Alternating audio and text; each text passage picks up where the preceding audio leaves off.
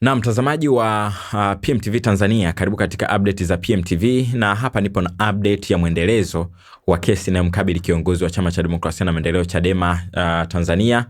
Mheshimiwa Tundu Antipas Lissu, ambapo tunajua kesi yake imeunguruma tangu mwaka jana aliposhikiliwa ama alipotiwa nguvuni mwezi Aprili mpaka huu ni mwezi Februari kwenda Machi 2026, maana yake anakaribia kutimiza mwaka sasa. Sasa update ya leo ni kwamba Mahakama Kuu Masjala ndogo Dar es Salaam imetupilia mbali ushahidi mpya wa Jamhuri, ikieleza kuwa kifungu kilichotumika kuwasilisha taarifa ya kuongeza ushahidi wa nyongeza hakitoi nafasi kwa taarifa hiyo kupokewa na kuongezwa katika ushahidi huo. Uamuzi huo unatokana na pingamizi lililowasilishwa na mwenyekiti wa chama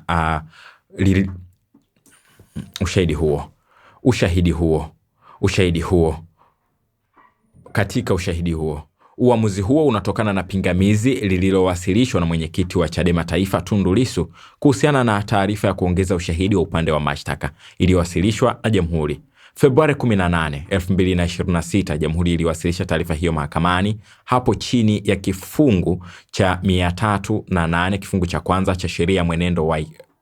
wa jinai cha sheria ya mwenendo wa jinai CPA sura 20 iliyofanyiwa marejeo mwaka 2023, ikiomba mahakama kuruhusu ushahidi wa nyongeza wa shahidi wa upande wa mashtaka ambaye alikuwa kiongozi katika timu ya upelelezi ambaye ni ACP Aman Mahamba iongezwe katika ushahidi wake wa awali.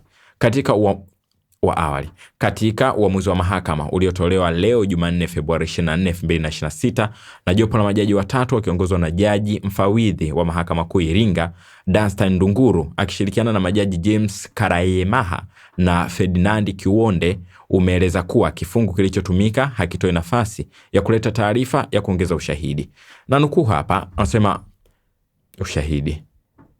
ushahidi.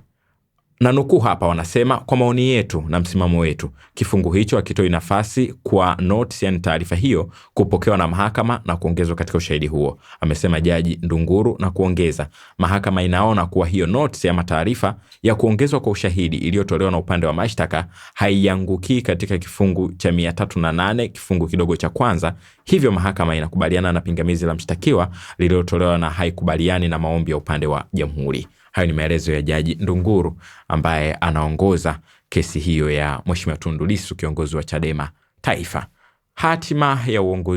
Hatima ya kesi hiyo ni nini? Bado tutaendelea kufuatilia update za mahakama na kusogezea hapa.